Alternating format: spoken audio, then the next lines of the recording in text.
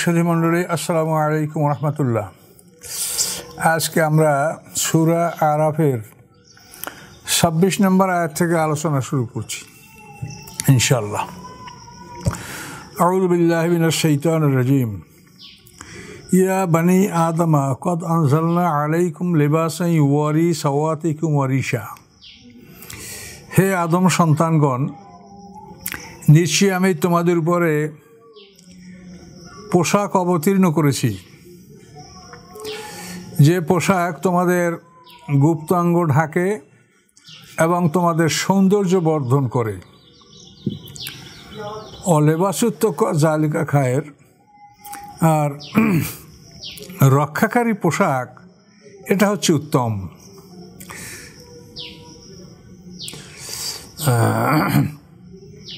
জালিকা মিন আয়াতিল্লাহি, এগুলি আল্লাহর নিদর্শনের অন্তর্ভুক্ত। লাআল্লাকুম ইয়াযাক্কারুন, সম্ভবত মানুষের আয়াত থেকে উপদেশ গ্রহণ করবে। তো আল্লাহ তাআলা বললেন যে তোমাদের উপরে আমি পোশাক এটা আমি নাজেল করেছি। নাজেল করার কথাটা বলার কারণ হলো যে পোশাক তৈরি হয় যে বস্তুগুলি দ্বারা, এগুলি সবই মানে গাছপালা, মানে তুলা বলেন, রেশম বলেন, পাটের আঁশ বলেন বা কোনো বৃক্ষের কষ বলেন, এসবই গাছ থেকে হয়। আর গাছগুলি বৃষ্টির থেকে হয়, আর বৃষ্টি আকাশ থেকে অবতীর্ণ হয়, নাজেল হয়, উপর থেকে পড়ে। সমুবন মানে মাথার উপরে আমাদের যা তাই আকাশ। এই জন্য আল্লাহ বলছেন যে আমি তোমাদের জন্য পোশাক নাজেল করি, অবতীর্ণ করি। তো আল্লাহ তাআলা সবই তো সমস্ত বস্তুর ভাণ্ডার। ওয়াইমেন শাইন ইল্লা ইনদানা খাজাইনুহু, আল্লাহ বলেন সমস্ত বস্তুর মূল ভাণ্ডার আমার কাছে। ওমা নুনাজ্জিলু ইল্লা বিকাদারে মালুম, ওর থেকে আমি একটা নির্দিষ্ট পরিমাণে আমি পৃথিবীতে পাঠাই। সমস্ত জিনিসের মূল স্টোর এটা আল্লাহর কাছে। তো এই হিসেবে লেবাসও আল্লাহর স্টোর, তিনি তার থেকে আমাদের জন্য লেবাস পাঠান। আর লেবাসের বৈশিষ্ট্য কী হবে? দুইটা কথা। ইউওয়ারি সাওয়াতিকুম ওয়া রিশা, এই লেবাস তোমাদের গুপ্তাঙ্গ ঢাকবে এবং সৌন্দর্য বর্ধন করবে। তো গুপ্তাঙ্গ এটাকে আমরা সাধারণত সতর বলি, আরবি শব্দ সতর। তো পুরুষের গুপ্তাঙ্গ খুবই সংক্ষেপ, মানে নাভির স্পর্শ, মানে নাভির ছোঁয়াছ থেকে শুরু করে হাঁটু পর্যন্ত, হাঁটুসহ এতটুকু অঙ্গ ঢাকা পুরুষের জন্য এটা ফরজ। এরপরে বাকি অঙ্গ ঢাকা এটা সুন্নাত মুস্তাহাবের মধ্যে গণ্য হতে পারে, কিন্তু এটা কিন্তু শরীয়তের এই পোশাকের ব্যাপারে, পুরুষদের পোশাকের ব্যাপারে শরীয়ত কোনো নির্ধারিত বিধান দেয় নেই, শুধু ফরজটা বলেছে যে এটা ঢাকা তোমার জন্য ফরজ। এরপরে কেউ রাসূলের সুন্নাত বা নিজের সৌন্দর্যের জন্য আরও পোশাক, বা প্রত্যেকটা জাতির জন্য একটা পোশাকের একটা বৈশিষ্ট্য থাকে বা একটা জাতীয় পোশাক থাকে, সেগুলি যাই হোক তোমরা পুরুষরা পরতে পারো, কিন্তু ফরজ হলো তোমাদের জন্য নাভি হতে হাঁটু পর্যন্ত ঢাকা, এটা সতর, এটা ঢাকা ফরজ। আর মহিলাদের মানে দুই হাত, মানে হাতের তালু এপিটুপিট আর পায়ের তালু এপিটুপিট এবং চেহারা, দুই হাত, দুই পা এবং মুখমণ্ডল, এইটা ছাড়া নারীদের সমস্ত দেহটা সতর। অর্থাৎ যে অঙ্গটা ঢেকে নামাজে দাঁড়াতে হয় সেই অঙ্গটাই সতরের মধ্যে গণ্য। তো নারীরা নামাজে দাঁড়াতে হলে তাদের হাতের তালু বা হাতের এপিটুপিট, মানে কবজি হচ্ছে সামনে এপিটুপিট হাত আর পা। আবার কোনো কোনো ইমামরা বলেন যে নামাজে দাঁড়ালে মহিলারা পায়ের উপরের দিকটাও ঢাকবে, এটাও বলা আছে, কোনো কোনো ইমাম বলেন। তো সতর্কতা হিসেবে সেটাও ঢাকা ভালো। তো মহিলাদের পোশাকটা মানে একটা, মানে মনে হয় যেন মানে নারীদের উপরে যে আল্লাহ তাআলা বিধান দিয়েছেন তার অর্ধেক বিধান মনে হয় যেন এই পোশাক। নারীদের পোশাকটাই একটা সিরিয়াস বিধান আল্লাহর। এরপরে তাদের জন্য যে রোজা, নামাজ, তারপরে হজ বা স্বামীর সেবা, সংসার করা, এইটার চাইতে নারীদের যে পোশাকের আদেশটা, এইটাই মনে হয় ধরুন নারীদের উপরে মানে যাবতীয় আদেশের এটা অর্ধেক আদেশ হলো পোশাক। এটা খুবই জটিল নারীদের ব্যাপারে, যেহেতু এই পোশাকের ব্যাপারটাই নারীরা লঙ্ঘন করে। আর শয়তানের ওয়াসওয়াসা আপনারা ইতিপূর্বে জানতে পারলেন যে শয়তান পোশাকের উপর আক্রমণ করেছে এবং আদমাকে পোশাক মুক্ত করেছে। তো এই জন্য পোশাক সম্পর্কে আল্লাহ তাআলা এখন আবার বিস্তারিত আলোচনা দিচ্ছেন। আলোচনা বলেন যে আমি তোমাদের জন্য পোশাক নাজিল করেছি, এই পোশাকের কাজ হলো তোমাদের গুপ্তাঙ্গ ঢাকে এবং সৌন্দর্য বর্ধন করে। তাহলে পোশাকের একটা বৈশিষ্ট্য আমরা পেলাম যে পোশাকের অর্থই হবে গুপ্তাঙ্গ ঢাকা এবং সৌন্দর্য বর্ধন করা। কাজেই যে পোশাকে গুপ্তাঙ্গ ঢাকে না সেটা পোশাকের মধ্যেই হয় না। তাহলে একটা নারী তার পেট, পিঠ, বক্ষস্থল, গলা, কান এগুলি সবই সতর, তার দুই হাতের মানে হাতের তালুর উপরে সবই সতর। এখন একটা নারী মানে লক্ষ টাকার পোশাক পরলো অথচ এই অঙ্গগুলি তার ঢাকলো না, তাহলে এটা কি পোশাক হলো? তো পোশাকই হলো না।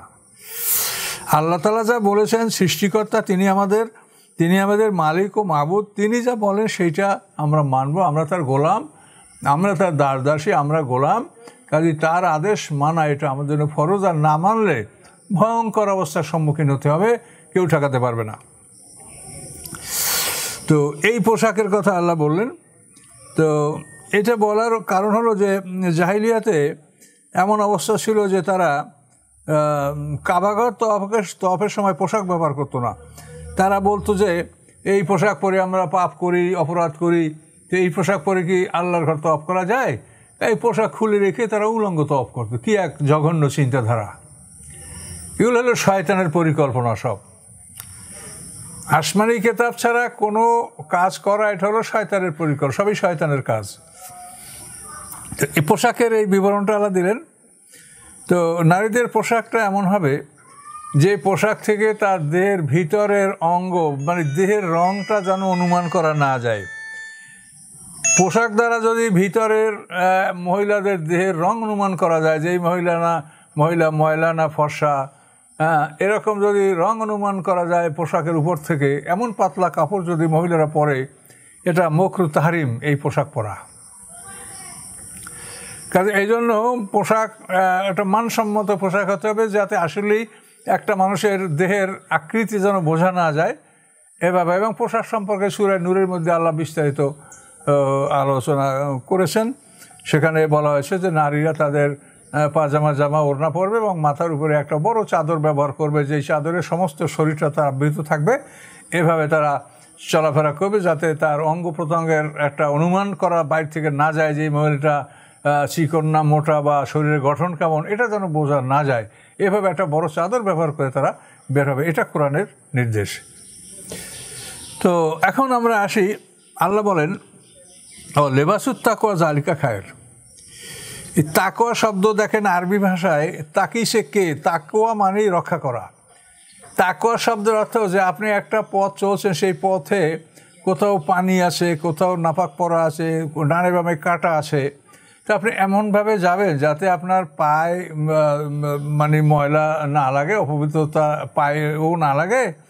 আর কাটা আছে, এই কাটাকুটি যেন আপনার শরীরে বিদ্ধ না হয়। আপনি একেবারে ওই সব মানে সুন্দরভাবে ফাঁকে ফাঁকে এমনভাবে চলে যাবেন যেন আপনার গায়ে ওই পায়ের দিক থেকেও ময়লা না লাগে শরীরে, আর হাতে পায়ে যেন কাঁটার আঘাত না লাগে। এইভাবে সতর্কতার সহিত অতিক্রম করার নাম হচ্ছে তাকওয়া। অর্থাৎ শরিয়াতের বিধানের ভিতরে থেকেই আপনাকে অগ্রসর হতে হবে। কোনো ক্ষেত্রেই যেন শরিয়াতের সীমানার বাইরে আপনি বেরিয়ে না পড়েন। এভাবে একটা মানুষের চলা, এটা হলো তাকওয়া। তো লেবাসুত তাকওয়া জালিকা খায়ের, এই লেবাসুত তাকওয়া শব্দের অর্থ হলো রক্ষাকারী পোশাক। অর্থাৎ এটা সূরা নাহালের 81 নম্বর আয়াতে আল্লাহ তাআলা বলেছেন যে আল্লাহ তাআলা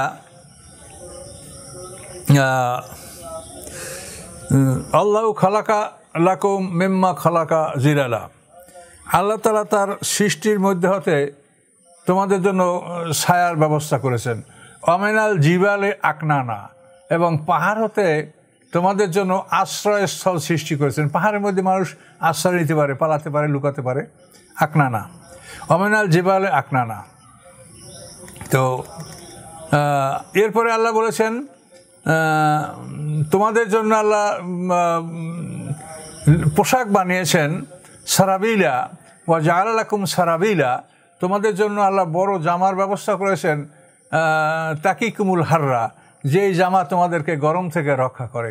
ওয়া সারাবিলা তাকিকুম বাসাকুম, আর এমন বড় বড় জামা তোমাদের জন্য সৃষ্টি করেছেন আল্লাহ, যেই জামা তোমাদেরকে যুদ্ধের আঘাত থেকে রক্ষা করে। তো এইটা হলো লেবাসুত তাকওয়া, অর্থাৎ যে পোশাকে আপনাকে রক্ষা করে, শীত থেকে রক্ষা করে, গ্রীষ্ম থেকে রক্ষা করে, বর্ষা থেকে রক্ষা করে, যুদ্ধের আঘাত, তীর তলোয়ার থেকে রক্ষা করে, এই রক্ষাকারী পোশাকটাকে বলা হয়েছে লেবাসুত তাকওয়া। তাহলে আপনি এখানে আপনি জানতে পারলেন, আমরা নিশ্চিত হলাম যে পোশাক হলো এক জোড়া, একটা হলো লেবাসুত জিনাত মানে সৌন্দর্যের পোশাক, আর একটা হচ্ছে লেবাসুত তাকওয়া হলো রক্ষাকারী পোশাক। আর এই বড় জামাগুলি যেটা হবে লেবাসুত তাকওয়া, এগুলিকে বলা হয়েছে আনেমাল সাবেগাত ওয়া কাদ্দের ফিস সারদ।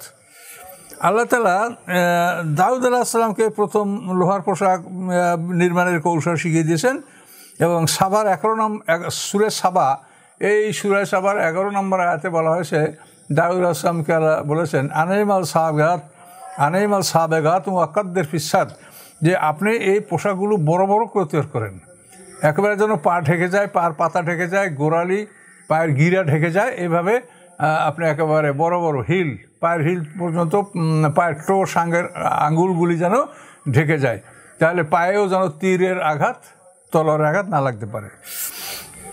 তো লেবাসুত তাকওয়া যেটা হবে, এই লেবাসটা হবে যেন আপনার মানে সম্পূর্ণ পা ঢেকে যায়, সমস্ত শরীর ঢাকবে, চেহারা পা। আর যেটা লেবাসুত জিনাত, এইটা কিন্তু এভাবে না, এইটার নির্দেশ হলো পুরুষদের জন্য হাঁটু হতে পায়ের নিচের গিরা এর মাঝ বরাবর, যেটাকে নেসপে শাক বলা হয়, শাক মানে পা, তো হাঁটু হইতে পা এটা হলো শাক প্যান্ডেলি। তো এইটার অর্ধেক পরিমাণ নেসপে শাক পরিমাণ পোশাক পরা জিনাত লেবাসুস জিনাত যেটা এ পর্যন্ত পরা, এটা উত্তম, এটাকে সুন্নাত বলা হয়। তার কারণ যদি পোশাকটা আরও বেশি পুরুষের নিচে পড়ে, তাহলে পোশাকটা নাপাক হওয়ার সম্ভাবনা থাকে বা বিভিন্ন সমস্যা থাকে, এই জন্য নেসপে শাক। তো এই পোশাকটা পুরুষরা যদি নেসপে শাক না পরে, তাহলে অন্তত নিচের যে সন্ধি, পায়ের নিচের যে গিরা, এই গিরার উপর পর্যন্ত পড়তে হবে। এই গিরার নিচে পোশাক চলে গেলে তার এটা কিন্তু তখন এটা মাকরুহ তাহরিমি হবে। এই জন্য পোশাকটা সবসময় সতর্কতার সহিত গিরার উপর পর্যন্ত যেন থাকে, এ চিন্তা করতে হবে। তো সম্মানিত সুধী, আমরা এখান থেকে বুঝে নিলাম যে লেবাসুত তাকওয়া হচ্ছে রক্ষাকারী পোশাক। কিন্তু সাধারণভাবে আমরা আলেম ওলামা আমাদেরকে বুঝিয়েছেন যে লেবাসুত তাকওয়া হলো লম্বা জামা, সুন্নতি জামা, টুপি, পাগড়ি, এগুলো লেবাসুত তাকওয়া, এটা আমাদেরকে বোঝানো হতো। কিন্তু আসলে কোরআনের অনুসন্ধান করলে দেখা যায় যে না, লেবাসুত তাকওয়া হলো রক্ষাকারী পোশাক। তো আল্লাহ তাআলার কাছে সবচাইতে প্রিয় আমল হলো জিহাদ ফি সাবিলিল্লাহ। তো এই জিহাদ ফি সাবিলিল্লাহ যে পোশাক ব্যবহার করা হয়, এই পোশাকটা যে আল্লাহর কাছে খায়ের বা উত্তম হবে, এটা যুক্তিসঙ্গত। কাজেই লেবাসুত তাকওয়া হলো যে পোশাক মানুষকে রক্ষা করে, রক্ষাকারী পোশাক। তো এই পোশাকের ব্যাপারে আমাদের সতর্ক হতে হবে। বিশেষ করে নারীদের পোশাকের ব্যাপারে আমরা খুবই গাফেল। তো এই জন্য নারীদের পোশাকের ব্যাপারে আমরা সতর্ক হব। যে শরীরের যে অংশটা নামাজে ঢেকে রাখা ফরজ, এই একটা অঙ্গের 4 ভাগের 1 ভাগ যদি নামাজের মধ্যে পোশাক মুক্ত হয়ে যায়, তো নারীদের বা যে কোনো মানুষের নামাজ নষ্ট হয়ে যাবে। মনে করেন একটা হাত, এই হাত একটা অঙ্গ, এই অঙ্গটার 4 ভাগের 1 ভাগ যদি নামাজে পোশাক মুক্ত হয়ে যায়, তো নামাজ ভঙ্গ হয়ে যাবে। তো এই জন্য নারীরা যে পোশাক পরে নামাজ পড়বেন, সেটা সতর্কতার সহিতই পড়তে হবে, যাতে নামাজের মধ্যে রুকু সেজদা, ওঠা বসার মধ্যে তাদের হাতের কোনো অংশ বের হয়ে না পড়ে, বা ঝুলন্ত চুল এর 4/1 যেন পোশাক মুক্ত না হয়। এগুলি সতর্ক রেখে নারীরা পোশাক ব্যবহার করবে এবং সতর্কতার সহিত তারা চলবে। যেটা আল্লাহরই ইচ্ছা, আল্লাহ যেভাবে যাদেরকে আদেশ দেন সেভাবেই মানা, এটা আমাদের কাজ, আমরা তার গোলাম। আল্লাহ বলেন, হে আদম সন্তানগণ, লা ইয়াফতিনান্নাকুমুশ শাইতানু, শয়তান যেন তোমাদেরকে বিপদে না ফেলে দেয়, কামা আখরাজা আবওয়াইকুম মিনাল জান্নাতে, যেভাবে তোমাদের পিতামাতা আদম হাওয়াকে শয়তান বিপদগ্রস্ত করেছিল, তাদেরকে জান্নাত থেকে বের করে দিয়েছিল। ইয়ানজাউ আনহুমা লিবাসহুমা, এবং তাদের পোশাক উন্মুক্ত করে দিয়েছিল যাতে শয়তান তাদেরকে আদম হাওয়াকে তাদের গুপ্তাঙ্গ দেখাতে পারে। ইন্নাহু ইরাকুম হুয়া কাবিলহু, নিশ্চয়ই শয়তান এবং তার দলবল তোমাদেরকে দেখে এমনভাবে মিন হাইসু লা তারাউনাহুম, যেভাবে তোমরা তাদেরকে দেখতে পাও না।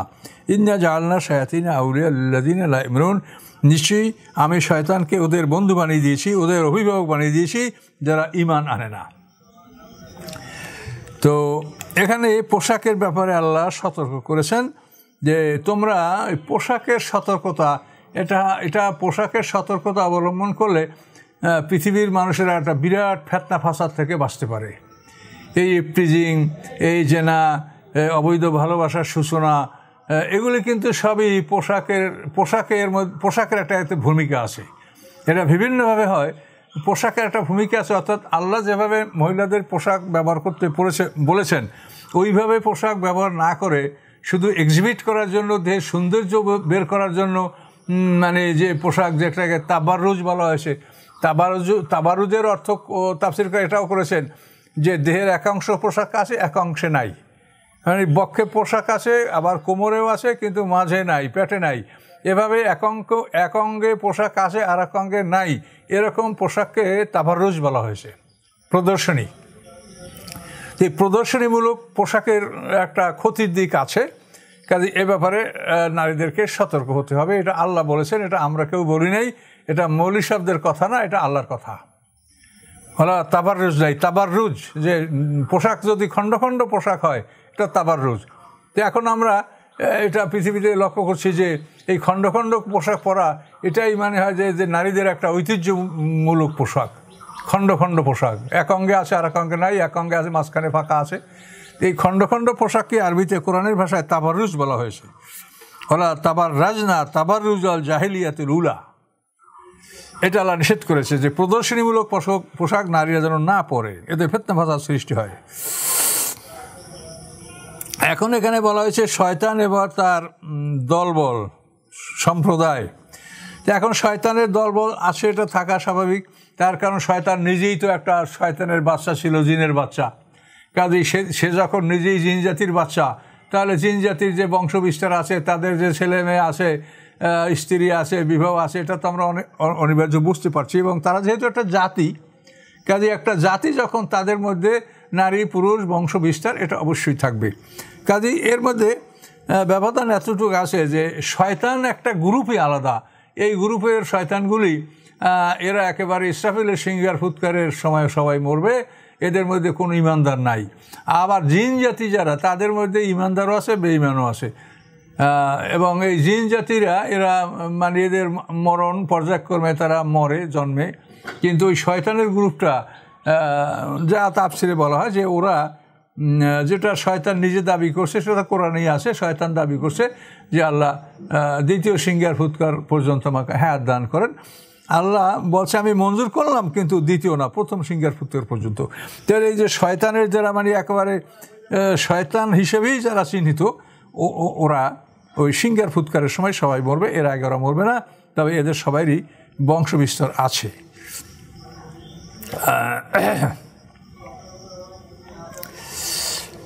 আচ্ছা, আল্লাহ রাব্বুল আলামিন বলেন ওয়াইজা ফাআলু ফাহিশাতান ক্বালু ওয়াজাদনা আলাইহি আবানা, যখন এই শয়তানের বন্ধুরা কোনো অশ্লীল কাজ করে, কোনো খারাপ কাজ করে, তখন তারা বলে যে আমাদের বাপদাদাকে আমরা এই কাজের উপরে পেয়েছি, তারা এটা করতো।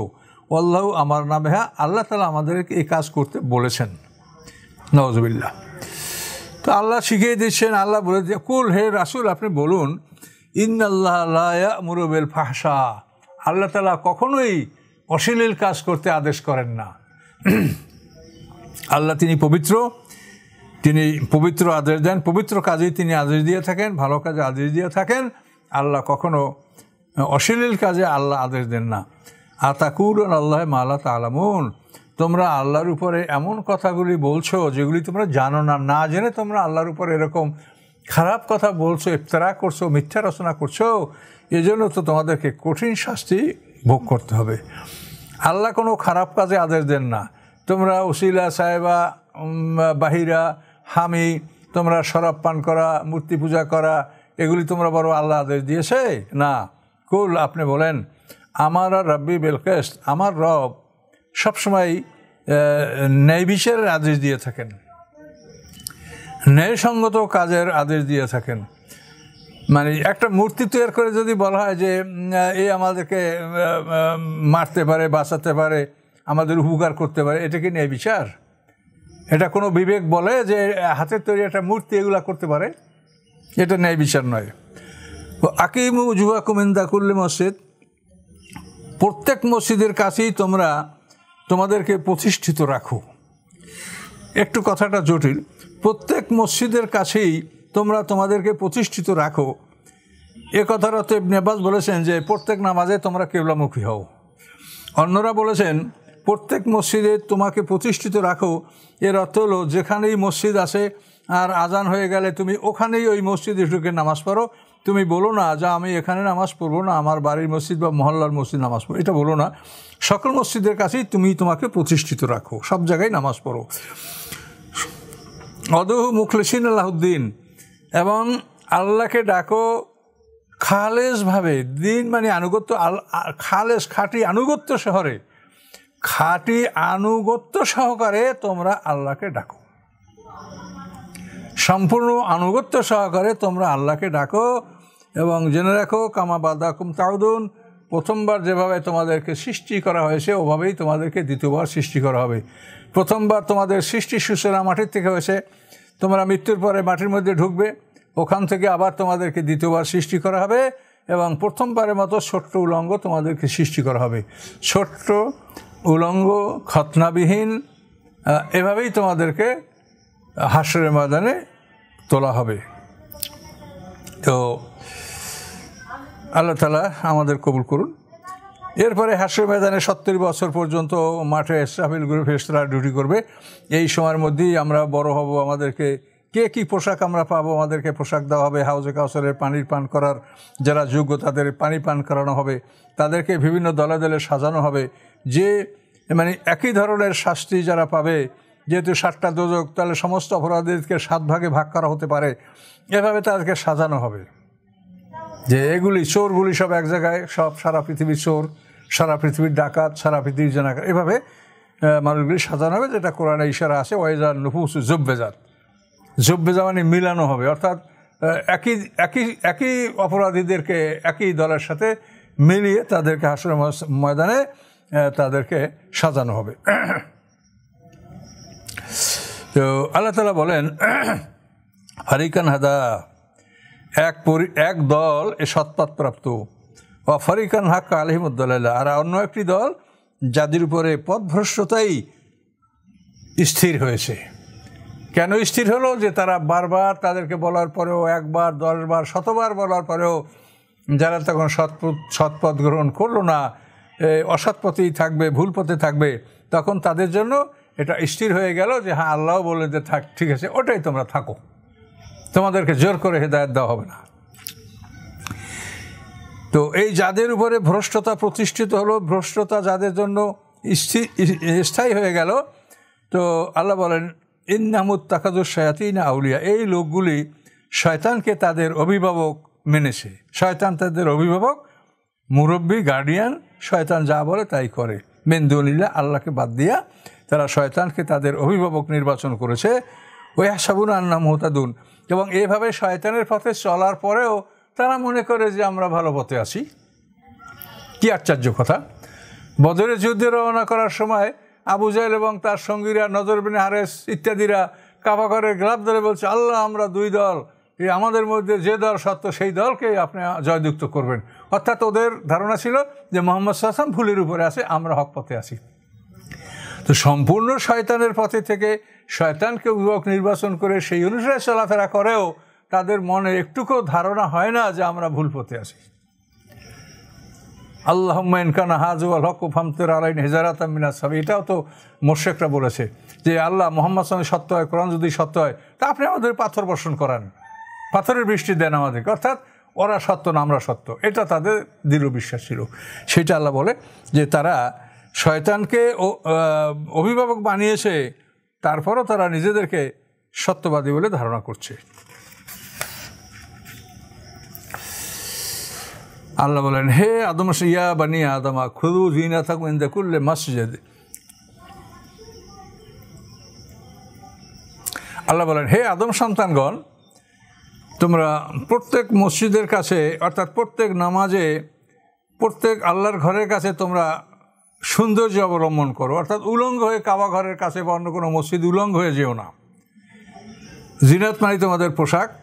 তো প্রত্যেক নামাজে, প্রত্যেক মসজিদে তোমরা সৌন্দর্য অবলম্বন করে তোমরা মসজিদে যাও।